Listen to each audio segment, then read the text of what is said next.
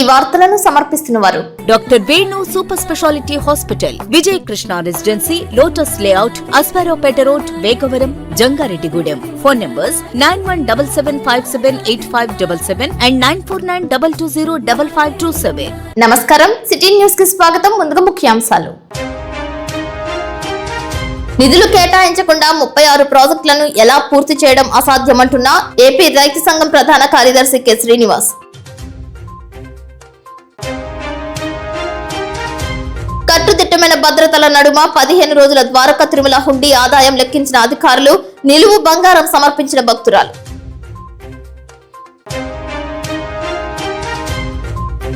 ఏలూరు జిల్లా కాంగ్రెస్ పార్టీ కార్యాలయం నందు నిర్వహించిన మాజీ ప్రధాని స్వర్గీయ రాజీవ్ గాంధీ వర్ధంతి ఘన నివాళి అర్పించిన నాయకులు, కార్యకర్తలు. మొగల్తూరులో దారుణం, వృద్ధ దంపతులపై విచక్షణ రహితంగా దాడి చేసిన కుటుంబ సభ్యులు.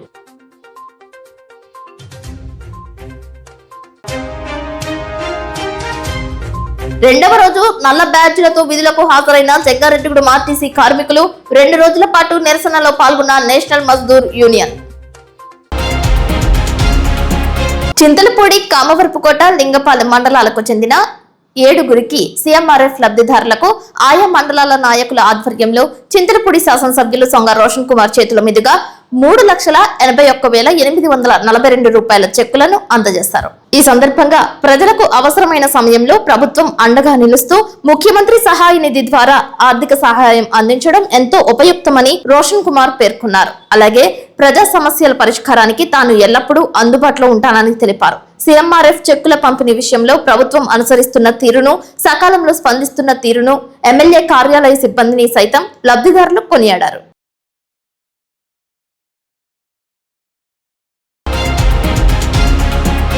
ద్వారకా తిరుమల వెంకటేశ్వర స్వామి వారి దేవస్థానం నందు హుండీలు తెరచి లెక్కించారు. 15 రోజుల కాలానికి 2,21,794 రూపాయలు వచ్చినట్లు ఆలయ ఈవో త్రినాథరావు తెలియజేశారు. నగదుతో పాటు 281 గ్రాముల బంగారం, 2 కేజీల 887 గ్రాముల వెండి వచ్చినట్లు ధృవీకరించారు. అదేవిధంగా పాత 2,000 రూపాయల కాగితాలు 13 నోట్లు రాగా 1,000 రూపాయల నోటు 1, 500 కాగితాలు 8 నోట్లు వచ్చాయని అన్నారు. పలు దేశాల విదేశీ కరెన్సీ కూడా వచ్చినట్లు వెల్లడించారు. నేడు నిర్వహించిన హుండీల లెక్కింపులో వచ్చిన బంగారంలో ఒక భక్తురాలు తన ఆరోగ్య పరిస్థితి మెరుగుపడినందుకు స్వామివారికి మొక్కుకున్న నిలువు దోపిడీ మొక్కుబడిగా తన ఒంటిపై ఉన్న ఆభరణాలను హుండీ ద్వారా సమర్పించడం విశేషం. సదరు భక్తురాలు సుమారు 120 గ్రాముల బంగారపు ఆభరణాలను భక్తి శ్రద్ధలతో స్వామివారికి సమర్పించారు. కట్టుదిట్టమైన భద్రతల మధ్య హుండీని లెక్కించారు.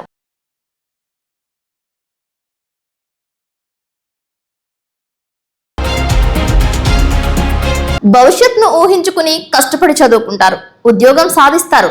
తల్లిదండ్రులు, కుటుంబ సభ్యులు అందరూ సంతోషించే విధంగా, గర్వపడే విధంగా ప్రతిభను నిరూపించుకుంటారు. అప్పటిదాకా పుస్తకాలలో నేర్చుకున్న విజ్ఞానం, నైతికతకు కేవలం పరీక్షలు రాయడంతోనే చెల్లుచీటి చెప్పేస్తారు.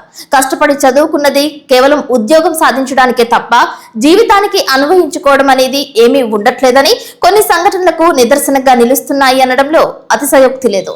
సికింద్రాబాద్ బోయిన్పల్లి పోలీస్ స్టేషన్ లో లంచం తీసుకుంటూ మహిళా ఎస్ఐ నందిత ఏసీబీకి పట్టుబడ్డారు. ఒక కేసు విషయంలో డబ్బులు ఆశించడంతో లంచం ఇవ్వడం ఇష్టం లేక బాధితుడు ఏసీబీని ఆశ్రయించారు. ఈ విషయం తెలంగాణ రాష్ట్రంలో సంచలనంగా మారింది. అలా ఉద్యోగంలో చేరగా ఇలా పెడదారిన పడుతున్నారు. వచ్చి రాగానే డబ్బు సంపాదన యావతో ఉజ్వల భవిష్యత్తుకు, సమాజంలోని గౌరవానికి తిలోదకాలిస్తున్నారు. ఈమెను చూడండి, సబ్ ఇన్స్పెక్టర్ ఉద్యోగం కోసం ఎంత కష్టపడి చదివి ఉంటుంది. అవినీతి కక్కుర్తితో అడ్డంగా దొరికిపోయింది.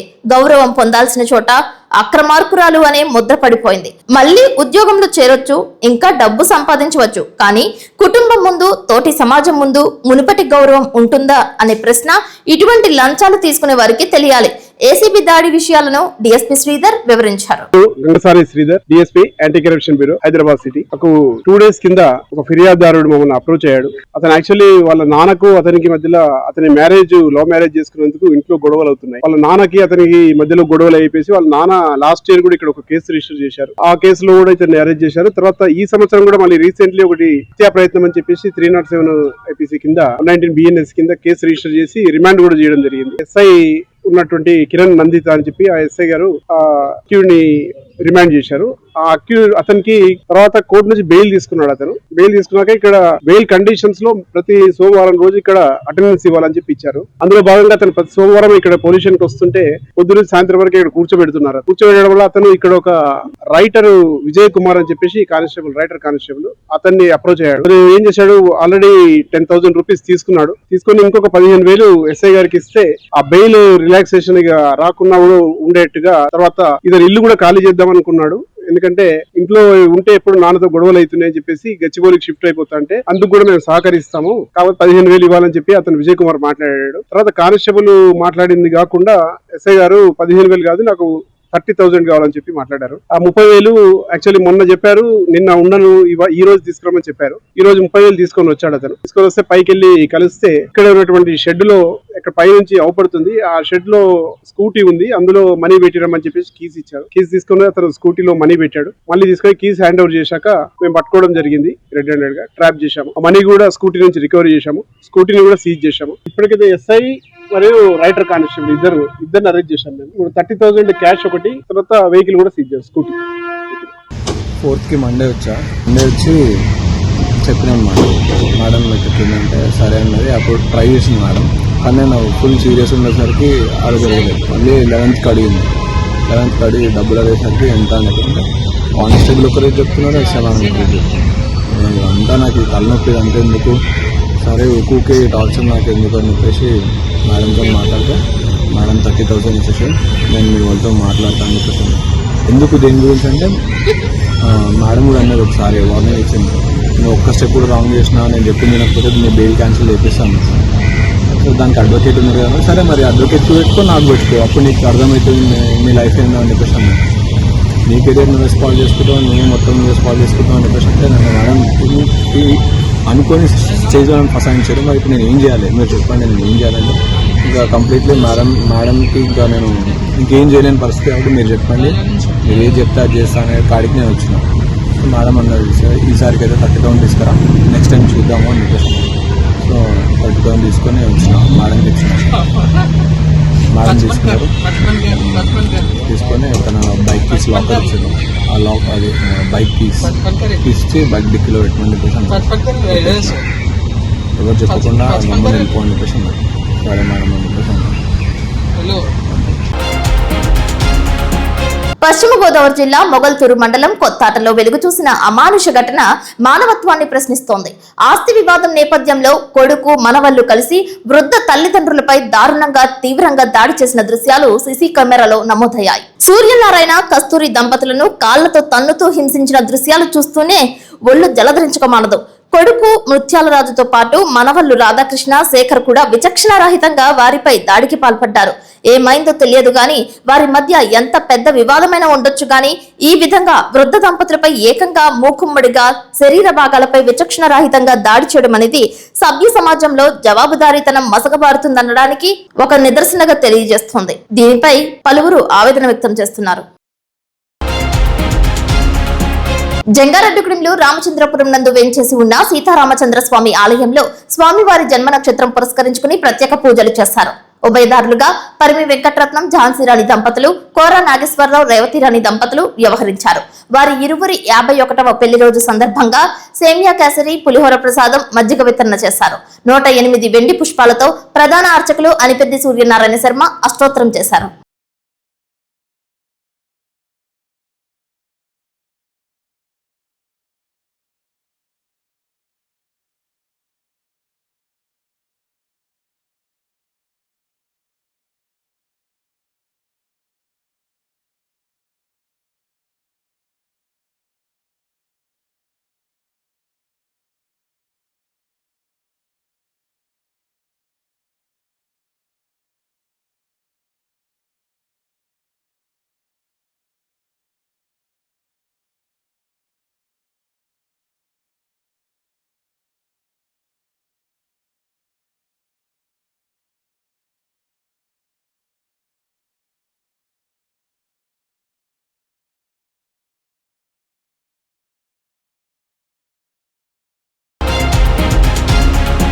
రాష్ట్ర కమిటీ పిలుపు మేరకు నేషనల్ మజ్దూర్ యూనియన్ ఆధ్వర్యంలో తమ సమస్యలను పరిష్కరించాలని కోరుతూ రెండవ రోజులో భాగంగా జంగారెడ్డిగూడెం డిపో బస్ స్టాండ్ వద్ద ఉద్యోగులు ప్రింటెడ్ బ్యాడ్జీలు ధరించి నిరసన వ్యక్తం చేస్తూ విధులకు హాజరయ్యారు. ఈ కార్యక్రమంలో డిపో కమిటీ నాయకులు, ఉద్యోగులు పాల్గొని మాట్లాడారు. కార్మికుల సమస్యల పరిష్కారం, పెండింగ్ డిఏలు, పీఆర్సీ అమలు, ఇతర హక్కుల సాధన కోసం ప్రభుత్వం తక్షణ చర్యలు తీసుకోవాలని డిమాండ్ చేశారు. ఉద్యోగుల ఐక్యతతో నిర్వహించిన ఈ నిరసన శాంతియుతంగా కొనసాగింది. Depot committee president Ratnaraju, secretary Prasad తదితర సభ్యులు పాల్గొన్నారు. అందరికీ నమస్కారం అండి. నేను ఏలూరు జిల్లా నేషనల్ మజ్దూర్ యూనిట్ అసోసియేషన్ అధ్యక్షుడిని. నా పేరు గార్బడి రామారావు అండి. మరి ఏదైతే రాష్ట్ర కమిటీ పిలుపు మేరకు ఈరోజు మరి 2 రోజులు ప్రింటెడ్ బ్యాడ్జీలు పెట్టి ధర్నా కార్యక్రమం నిర్వహించాలని రాష్ట్ర కమిటీ మరి ఉత్తర్వులు పంపించింది. దాంట్లో భాగంగా మొదటి రోజు మరి ఈ ధర్నా కార్యక్రమాన్ని నిర్వహించడం జరుగుతూ ఉంది.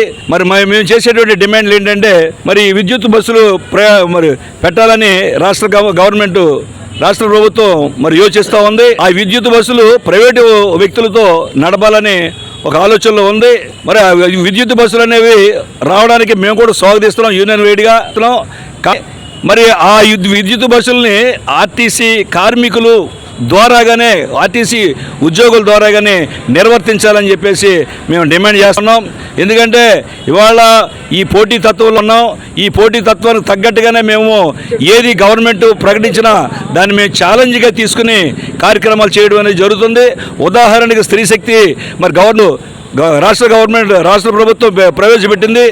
మరి మాకు ఎన్ని ఆటంకాలున్నా, ఎన్ని ఇబ్బందులున్నా స్త్రీ శక్తి విషయానికి వచ్చినప్పటికీ మేము చాలా సక్సెస్ఫుల్గా మేము పనిచేసి అటు మరి ప్రయాణికులకు కానివ్వండి, అధికారులకు కానివ్వండి, మేము చాలా మెప్పు తీసుకున్నాం.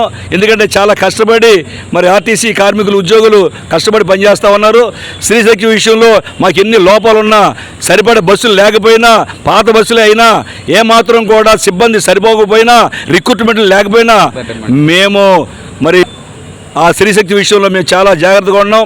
మేము కోరేది ఒకటే, 0 టికెట్ ఎత్తేసి మరి ఏదైతే పర్సెంటేజ్ లెక్కన గవర్నమెంట్ ఇస్తుందో దాని ప్రకారంగా మిగతా టికెట్లు కొట్టగలిగే అర్హత ఉన్న వారికి మాత్రమే మరి కండక్టర్లు టికెట్లు కొట్టే విధానాన్ని ప్రవేశపెట్టాలని మేము డిమాండ్ చేస్తున్నాం. అంతేకాదు పిఆర్సీ మరి గత మరి 11వ పిఆర్సీ సరిగ్గా జరగలేదు, రివర్స్ పిఆర్సీ జరిగింది. ప్రభుత్వం మారింది కదా, 12వ పిఆర్సీ చాలా సక్సెస్ఫుల్గా మరి చేస్తారని మేము అనుకుంటున్నాం. ఇంతవరకు కూడా మరి 2 సంవత్సరాలు గడిచినప్పటికీ కూడా మరి ఇంతవరకు పిఆర్సీలో కమిటీని వేయలేదు, అసలు ఐఆర్ను ప్రకటించలేదు. అసలు దాని విషయంలో గవర్నమెంట్ నిమ్మక నీరుగా కూర్చుంది. అది కరెక్ట్ అని చెప్పి, ఎందుకంటే మేము కష్టపడి పనిచేస్తున్నటువంటి పరిస్థితిలో మరి సాక్షాత్తు చంద్రబాబు నాయుడు గారే స్త్రీశక్తి విషయంలో మరి ఆర్టీసీ వారు చాలా కష్టపడుతున్నారు, చాలా బాగా పనిచేస్తున్నారని మరి అసెంబ్లీలో మాట్లాడడం కూడా జరిగింది. మరి అటువంటి పరిస్థితుల్లో మాకు న్యాయపరంగా రావాల్సినటువంటి పిఆర్సీని వెంటనే ఇవ్వాలని చెప్పేసి మరి డిమాండ్ చేస్తూ ఉన్నామండి. అంతేకాదు మాకు పెండింగ్లో ఉన్నటువంటి 4 డిఏలు రావాలండి, అరియర్స్ అని ఇవ్వాలని చెప్పేసి డిమాండ్ చేస్తూ ఉన్నాం. అంతేకాదు లీవ్ ఎన్కాష్మెంట్ విషయంలో మేము గతంలో కూడా మా లీవ్లెన్నో పోగొట్టుకుని ఉన్నాం. అలా కాకుండా లీవ్ ఎన్కాష్మెంట్ వెంటనే రిలీజ్ చేయాలని చెప్పేసి మేము అడుగుతున్నాం. అంతేకాదు మరి దీర్ఘకాలికంగా మరి ఉన్నటువంటి సమస్యలు వెంటనే పరిష్కరించాలని చెప్పేసి మేము ఈ యొక్క ధర్నా ద్వారా మేము డిమాండ్ చేయాలి. తర్వాత రిటైర్డ్ అయిపోయినటువంటి, చనిపోయినటువంటి ఉద్యోగస్తులు ఎవరైతే ఉన్నారో వారి సెటిల్మెంట్ జరగక చాలా ఇబ్బందులు పడుతూ ఉన్నారు. వారి ఇబ్బందులు దృష్టిలో పెట్టుకుని వెంటనే వారికి సెటిల్మెంట్లు ఇవ్వాలని చెప్పేసి మేము మీ ద్వారాగా మేము తెలియజేస్తాను. అంతేకాదు మరి ఇటువరకు గతంలో ఉన్నప్పుడు ఆర్టీసీ కార్మికులకు ఏదైనా వైద్య సదుపాయం కావాలంటే పాత విధానంలో చక్కని వైద్య సదుపాయం జరిగేది. అట్లాంటిది మరి ఇప్పుడు ఈహెచ్ఎస్ కార్డు అని చెప్పేసి చెప్పారు. దానివల్ల ఎవరికి అవసరం మరి సదుపాయం లేకుండా పోయింది, అవకాశం లేకుండా పోయింది. వెంటనే ఈహెచ్ఎస్ కార్డు విధానం మార్చి గతంలో ఏదైతే టీసీ కార్మికులు ఉపయోగించుకున్నామో ఆ విధానాన్ని మరలా ప్రవేశిస్తా ఉన్నాం. మరి పెద్ద ఎత్తున వచ్చినందుకు మీ అందరికీ ధన్యవాదాలు తెలియజేస్తూ మరి ఈ డిమాండ్లన్నీ కూడా మీడియా ద్వారా నేను గవర్నమెంట్కి తెలియజేస్తాం. హైదరాబాద్ లోని కూకట్పల్లి వివేకానంద నగర్ లో ఎలక్ట్రిక్ కారు బీభత్సం సృష్టించింది. ఆల్విన్ కాలనీ వైపు వెళ్తూ నియంత్రణ కోల్పోయిన కారు ఇతర వాహనాలను ఢీకొట్టింది. ఈ క్రమంలో అదుపు తప్పి టిఫిన్ సెంటర్ లోకి దూసుకు వెళ్లింది. ఈ ప్రమాదంలో పలువురు వాహనదారులు గాయపడినట్లు తెలుస్తోంది. ఈ ప్రమాద దృశ్యాలు అక్కడ ఉన్న సీసీటీవీ కెమెరాల్లో రికార్డయ్యాయి. పోలీసులు ఘటనా స్థలానికి చేరుకుని దర్యాప్తు చేపట్టారు.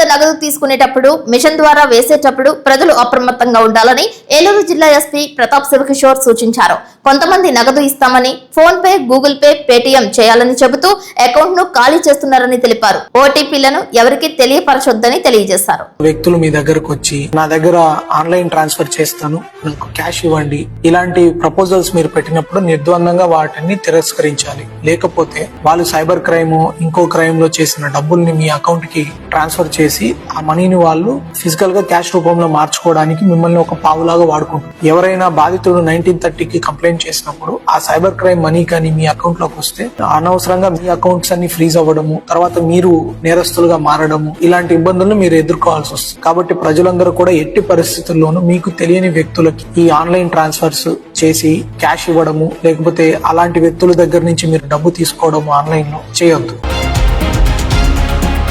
ఇప్పుడు కాసేపు ప్రకటనలు చూస్తూనే ఉండండి city news. Doctor Venu super speciality hospital మీ చెంత, మీ గుండెకి నిశ్చింత. గుండె వైద్య రంగంలో విశిష్ట సేవలు అందిస్తున్న మన doctor Venu super speciality hospital మన జంగారెడ్డిగూడెం, అస్పారావుపేట రోడ్, వేగవరంలో మొట్టమొదటిసారిగా అత్యంత ఆధునికమైన latest AI integrated advanced cath lab ప్రారంభించి ఇతర నగరాలకు వెళ్లనవసరం లేకుండా angiogram, angioplasty, stent, valvuloplasty, permanent pacemaker వైద్య సదుపాయాలు ప్రారంభించబడినవి. Doctor Venu MBBS MD general medicine, DrNB cardiology పర్యవేక్షణలో క్రిటికల్ కేర్ సదుపాయం కలదు. నూతనంగా ప్రారంభించిన క్యాట్ ల్యాబ్ నందు పేషెంట్ సౌకర్యార్థం చేతి మణికట్టు ద్వారా రేడియల్ యాంజియోగ్రామ్ చేసి అదే రోజు డిశ్చార్జ్ చేయబడును. స్పెషల్ రూమ్స్ కలవు. ఆధునిక సదుపాయాలతో వైద్య సేవలు అందిస్తున్న ఏకైక hospital doctor Venu super speciality hospital. మా ప్రత్యేకతలు: గుండెకు సంబంధించిన ప్రాథమిక పరీక్షలు, basic cardiac checkup, total cardiac checkup, master health checkup.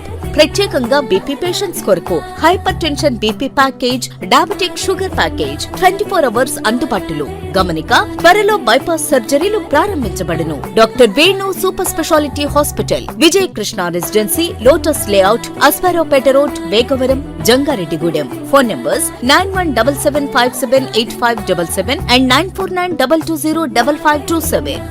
అద్భుతం, అమోఘం, ఆశ్చర్యం.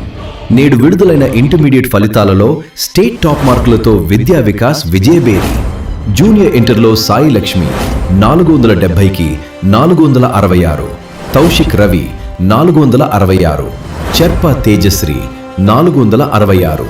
బైపీసీలో మందపాటి కేతన్ శ్రీనాథ్ 455కి 450 మార్కులు, రిషిత 450.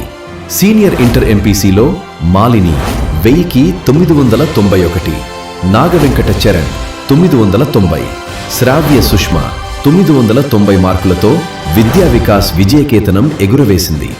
జూనియర్ ఇంటర్ ఎంపీసీలో 96% పైగా, బైపీసీలో 98% పైగా ఉత్తీర్ణత. సీనియర్ ఇంటర్ ఎంపీసీలో 96% పైగా, బైపీసీలో 97% పైగా ఉత్తీర్ణతతో రికార్డు నెలకొల్పింది విద్యా వికాస్ విద్యా సంస్థలు, జంగారెడ్డిగూడెం.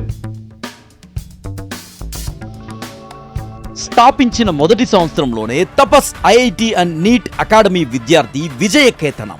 జాతీయ స్థాయిలో ప్రతిష్టాత్మకమైన జేఈ మెయిన్స్ 2026లో ఆల్ ఇండియా ర్యాంక్ 475 సాధించి అసాధారణ ప్రతిభ కనబరిచిన మన తపస్ విద్యార్థి ఏ మనోజ్ కు హృదయపూర్వక అభినందనలు.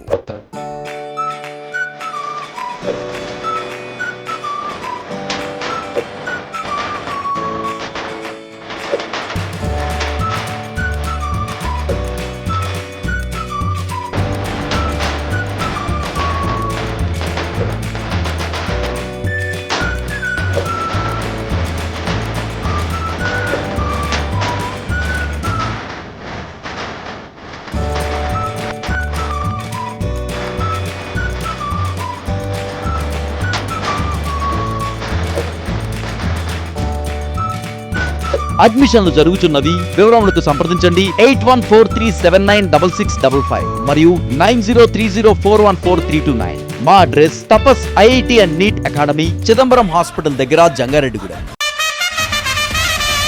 తాజా వార్తలు. నేటి 10వ తరగతి పరీక్షా ఫలితాల్లో జంగారెడ్డిగూడెం విద్యా వికాస్ చరిత్ర సృష్టించి నెంబర్ 1 గా నిలిచింది. 10th ఫలితాల్లో స్టేట్ నంబర్ 1 స్థానంలో నిలిచింది విద్యా వికాస్. Namaha 600 की 598 marks, Akshara 600 की 597 marks, Deepika 600 की 594 marks తో రికార్డు తిరగరాసింది విద్యా వికాస్ జంగారెడ్డిగూడెం.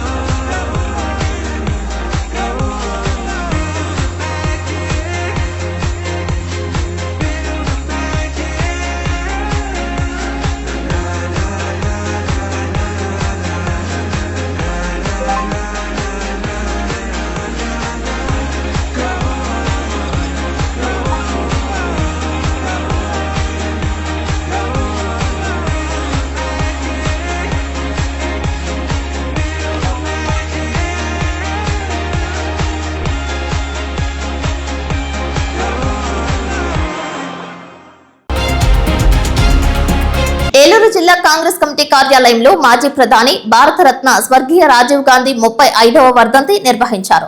జిల్లా కాంగ్రెస్ కమిటీ అధ్యక్షులు రాజనల్ల రామ్మోహన్ రావు అధ్యక్షత వహించారు. తొలుత రాజీవ్ గాంధీ చిత్రపటానికి పూలమాలతో అలంకరించి అంజలి ఘటించారు. అనంతరం ఆయన మాట్లాడుతూ రాజీవ్ గాంధీ సేవలను కొనియాడారు. భారతదేశంలో ఎలక్ట్రానిక్స్ రంగం పురోభివృద్ధి సాధించడానికి ప్రధాన కారణం వారి ముందు చూపేనని, 18 సంవత్సరాలకే ఓటు హక్కు కల్పించి యువతకు ప్రాధాన్యత కల్పించారని అన్నారు. పంచాయతీరాజ్, నగరపాలిక బిల్లులతో స్థానిక సంస్థలను బలోపేతం చేసిన గొప్ప నాయకుడు అని కొనియాడారు. పంచాయతీలకు కేంద్రం నుంచి నేరుగా నిధులిచ్చి మహాత్మా గాంధీ గ్రామ స్వరాజ్యాన్ని నెరవేర్చిన గొప్ప దేశభక్తుడిగా రాజీవ్ గాంధీ ప్రజల మనస్సులో చెరగని ముద్ర వేసుకున్నారని అన్నారు. అనంతరం ప్రజలకు మామిడి పళ్ళు పంచారు. ఈ కార్యక్రమంలో బ్లాక్ 1 ప్రెసిడెంట్ చక్కా గుప్తా, సిటీ అధ్యక్షులు ప్రతాప సుబ్రహ్మణ్య శర్మ, సిటీ మహిళా కాంగ్రెస్ అధ్యక్షులు పద్మావతి నాయుడు, కొత్తగూడెం నరసింహారావు, దండుబోయిన చంద్రశేఖర్, సేవాదల్ సుబ్బారావు, సదేబాబు ప్రసాద్, వెంకట్రాజు, వెంకన్న, వెంకటేశ్వరరావు, భూషణం, కుమార్, చినబాబు, మూర్తి పాల్గొన్నారు. ఎందుకంటే ఈ దేశంలో కాంగ్రెస్ పార్టీ బలపడటం, ఆ బలపడటంలో కూడా పేద ప్రజల మనసుల్లో ఉండాలి. శ్రీమతి ఇందిరాగాంధీ గారు చేసిన సంక్షేమ కార్యక్రమాలు ఏ విధంగా ఉన్నాయో ఉండాలని ఆలోచన చేసి యువతను భాగస్వామ్యం చేయాలని చెప్పి 18 సంవత్సరాలకే ఓటు హక్కు తీసుకొచ్చినటువంటి ఒక గొప్ప నాయకుడు రాజీవ్ గాంధీ గారు. అదేవిధంగా జాతిపిత మహాత్మా గాంధీ కన్నా కలలోనే ఏ విధంగా అయితే మన గ్రామ స్వరాజ్యం ఉండాలో, గ్రామాలు అభివృద్ధి చెందితేనే ఈ దేశం అభివృద్ధి చెందుతుందని భావించినటువంటి ఒక గొప్ప నాయకుడు రాజీవ్ గాంధీ గారు. ఆ రోజున ఢిల్లీ నుండి నగరపాలిక బిల్లు పెట్టి ఢిల్లీ నుండి నేరుగా నిధులు పంచాయతీలకు పంపినటువంటి గొప్ప మహానుభావుడు. అదేవిధంగా మరి యువత అభివృద్ధి చెందాలి, ఉద్యోగ అవకాశాలు కల్పించాలంటే ఇప్పుడున్న పరిస్థితుల్లో ఖచ్చితంగా మనం ఇచ్చేయాలని సైన్స్ అండ్ టెక్నాలజీ రంగాన్ని ఎంతో అభివృద్ధి చేసి ఈ రోజున ఉన్నటువంటి ఈ సాఫ్ట్వేర్ రంగానికి ఆద్యుడు, ఆరాధ దేవుడు మన రాజీవ్ గాంధీ గారు. అలాంటి రాజీవ్ గాంధీ గారు ఇవాళ మన ముందు లేకపోవడం చాలా దురదృష్టకరమైన సంఘటన. జంగారెడ్డిగూడెం మండలం చక్రదేవరపల్లి నందు జనసేన పార్టీ నాయకులు పడవల ప్రసాద్ పుట్టినరోజు సందర్భంగా పలు సేవా కార్యక్రమాలు నిర్వహించారు. జంగారెడ్డిగూడెంలో మజ్జిగ చలివేంద్రాన్ని ఏర్పాటు చేశారు. చక్రదేవరపల్లిలో జాతీయ గ్రామీణ ఉపాధి హామీ పథకం కూలీలకు మజ్జిగను వితరణ చేశారు. పేదలకు దుప్పట్లు, చీరలు పంపిణీ చేశారు. అదేవిధంగా నాయకులు, అభిమానుల కోలాహలాల మధ్య కేక్ కట్ చేశారు. ఈ కార్యక్రమంలో జనసేన పార్టీ జిల్లా ప్రధాన కార్యదర్శి కరాటం సాయి, జనసేన పార్టీ మండల అధ్యక్షులు ఆకుల రాకేష్, జడ్పీటీసీ పోల్నాటి బాబ్జీ, ద్వారక తిరుమల జనసేన పార్టీ మండల అధ్యక్షులు దాకారపు నరసింహమూర్తి, పూర్వపు కౌన్సిలర్ వలవల తాతాజీ, తన్నీరు రామకృష్ణ, జిల్లా టీడీపీ ఉపాధ్యక్షులు రావురి కృష్ణ, తెలుగుదేశం పార్టీ నాయకులు పెనుమర్తి రామ్కుమార్, దాకారపు కృష్ణ, చక్రదేవరపల్లి గ్రామ టీడీపీ అధ్యక్షులు వైట్ల ఆంజనేయులు, గురవాయిగూడెం సొసైటీ డైరెక్టర్ ఎడ్ల తేజేశ్వరరావు, చక్రదేవరపల్లి జనసేన నాయకులు గనిశెట్టి రామకృష్ణ, నరేష్, బీజేపీ నాయకులు పీచుపాటి రామలక్ష్మి, కొప్పాక శ్రీనివాస్ పాల్గొన్నారు. పార్టీలకు అతీతంగా నాయకులు, కార్యకర్తలు పాల్గొన్నారు. పలువురు ఆయనకు పూల బుకేలు అందజేసి శుభాకాంక్షలు తెలియజేశారు.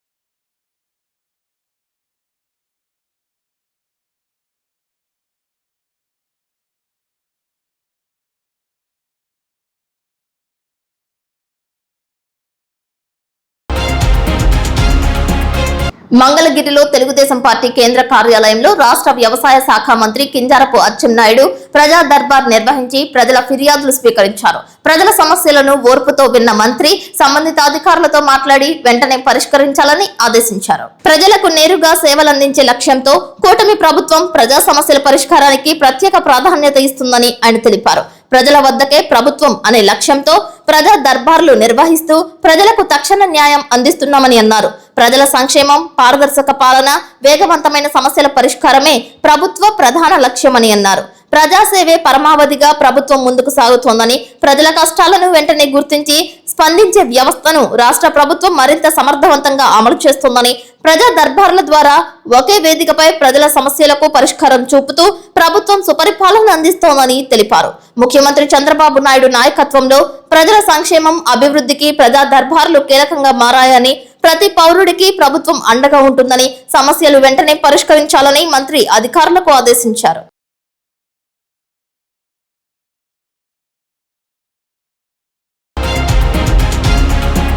ఎండ తీవ్రతను తట్టుకోలేక ఒక్కొక్కరు ఒక్కో విధంగా సేద తీరుతున్నారు. ప్రమాదాలు జరగకుండా హెల్మెట్ ధరించాలని అధికారులు, ప్రభుత్వం సూచిస్తోంది. కానీ తెలంగాణలో ఎండ వేడిమిని తట్టుకోలేక ప్రమాదం జరిగితే ప్రాణమేమో గాని బాణుడి నుంచి రక్షణగా కొమ్మలతో ఉన్న ఆకులను శిరస్సుపై ధరించి ద్విచక్ర వాహనం నడుపుతున్నారు.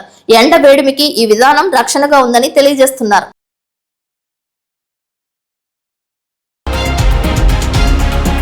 జంగారెడ్డిగూడెం మున్సిపాలిటీ నందు వార్డులను పెంచుతూ సరిహద్దులను ఏర్పాటు చేసిన వార్డులలో 9, 25వ వార్డులను సరిచేయాలని కోరుతూ మున్సిపల్ కమిషనర్ కొమ్మినేని వెంకటరమణకు విజ్ఞాపన పత్రం అందజేశారు. ఈ కార్యక్రమంలో వైఎస్ఆర్ కాంగ్రెస్ పార్టీ పట్టణ అధ్యక్షులు కర్పూరం గౌరయ్ గుప్తా, నాయకులు బత్తిన చిన్న, మున్సిపల్ విభాగ అధ్యక్షులు అడబాల రాంబాబు, 9వ వార్డు మాజీ కౌన్సిలర్ శంకు సురేష్లు పాల్గొన్నారు. నిబంధనలకు విరుద్ధంగా 9, 25వ వార్డులను విభజన చేశారని, గతంలో ఉన్న బౌండరీలు ఇప్పుడు ఏర్పాటు చేసిన బౌండరీలు రోడ్డు క్రాస్ అయ్యాయని కమిషనర్ కు తెలిపారు. వీటిని సరిచేయాలని కోరడంతో దీనిపై కమిషనర్ సానుకూలంగా స్పందించినట్లు తెలిపారు.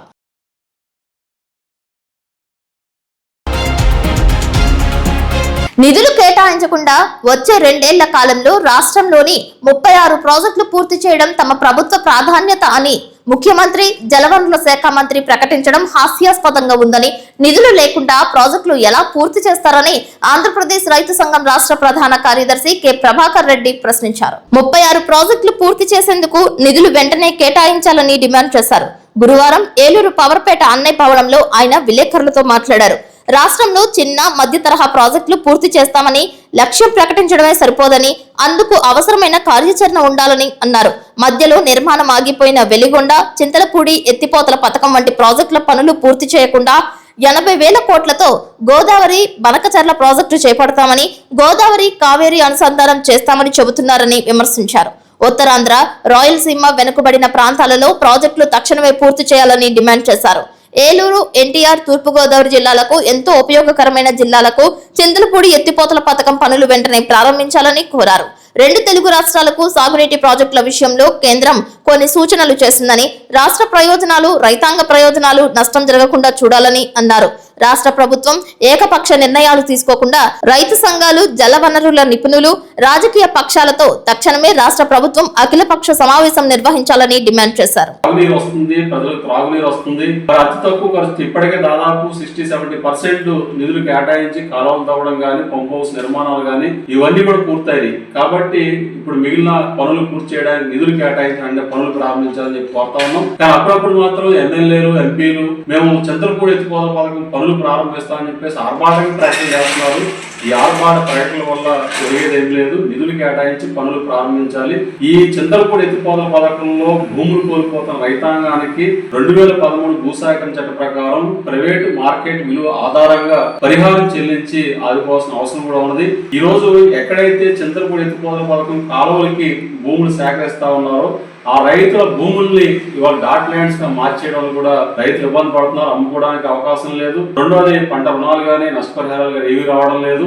కాబట్టి భూసేకరణ చేయండి, లేకపోతే ఆ భూములు డాట్ ల్యాండ్స్ ని తొలగించి రైతుల భూములు రైతులకు అప్పగించే విధంగా చర్యలు తీసుకోవాల్సిన అవసరం ఉందని చెప్పేసి కూడా మేము భావిస్తా ఉన్నాం.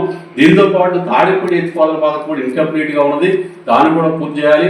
ఏలూరు జిల్లా పరిధిలో దెందులూరు, ద్వారకా తిరుమల ఈ మండలాల పరిధిలో కూడా సాగునీరు అందించే అవకాశం ఉంది. కాబట్టి తాడిపూడి ఎత్తిపోతల పథకం పనులు కూడా పూర్తి చేయాలని చెప్పేసి ప్రభుత్వాన్ని మేము కోరుతాము.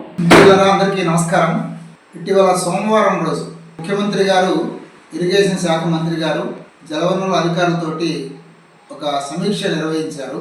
ఆ సమీక్ష సందర్భంగా రానున్న 2 సంవత్సరాల్లో అంటే 2026, 27, 28 రానున్న 2 సంవత్సరాల్లో 36 ప్రాజెక్టులు పూర్తి చేసేందుకు ఒక లక్ష్యంగా ప్రకటించారు. రాష్ట్రంలో ఉత్తరాంధ్ర నుంచి రాయలసీమ వరకు అన్ని ప్రాజెక్టులు దాదాపు 36 ప్రాజెక్టులు దీంట్లో ప్రకటించారు. లక్ష్యం చాలా బాగుంది.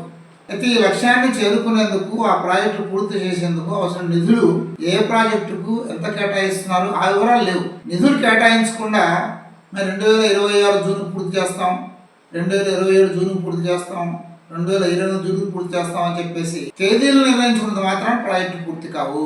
ఈరోజు రాష్ట్ర ప్రభుత్వం యొక్క ప్రాధాన్యతలు గమనిస్తే చిన్న మధ్య తరహా ప్రాజెక్టులకు నిధులు కేటాయించే దిశగా ప్రభుత్వం లేదు. పెద్ద పెద్ద ప్రాజెక్టుల గురించి ఆలోచిస్తున్నారు. గోదావరి బనకచెర్ల అంటారు, గోదావరి వెలుగొండ అనుసంధానం అంటారు.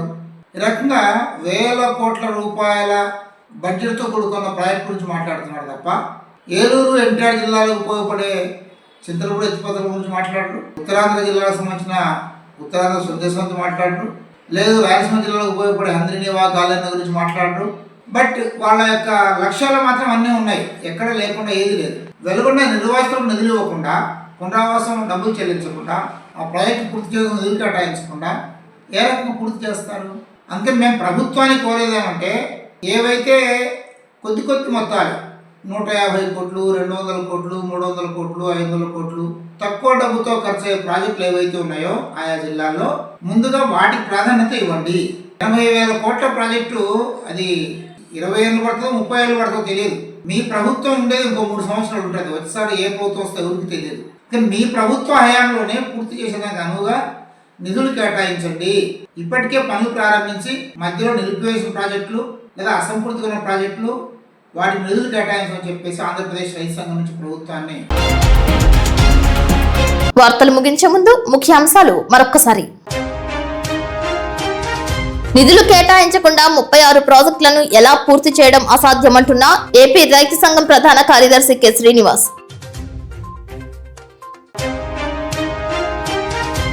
కట్టుదిట్టమైన భద్రతల నడుమ 15 రోజుల ద్వారకా తిరుమల హుండీ ఆదాయం లెక్కించిన అధికారులు, నిలువు బంగారం సమర్పించిన భక్తురాలు.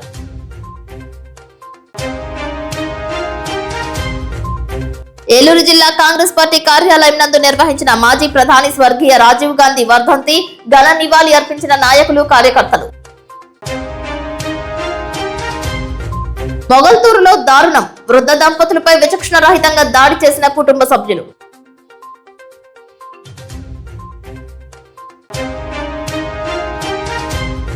రెండవ రోజు నల్ల బ్యాడ్జీలతో విధులకు హాజరైన జంగారెడ్డిగూడెం ఆర్టీసీ కార్మికులు, 2 రోజుల పాటు నిరసనలో పాల్గొన్న నేషనల్ మజ్దూర్ యూనియన్. వార్తలు సమాప్తం. నమస్కారం.